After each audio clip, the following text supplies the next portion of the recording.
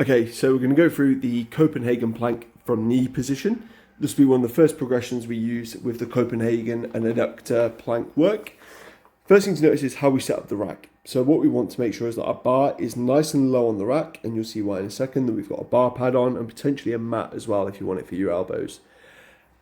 The reason why we're going to do this with a bar is it just provides us with a little bit more flexibility, and it also means we've got one point of contact rather than a bench where we're going to have a long point of contact, and it also means we can adjust the height a lot more readily and easily.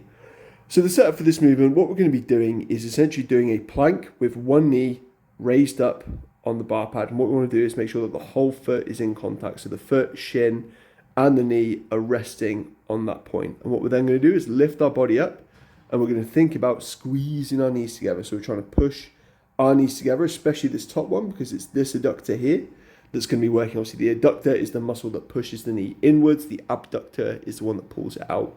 So this is going to really focus on the inside of the leg. And what we're going to do is squeeze those knees together and hold it for as long as I've set you. And the body position here is obviously head to heel, strong like steel. So what that means is when we're in this planking position, we are creating a nice straight line from our knee through to our head. Obviously, if my head was in neutral, it would be.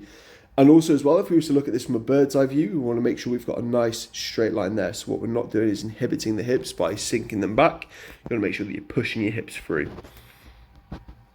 There we go, squeezing the knees together, raised off the floor, almost like a side plank raised on a bench.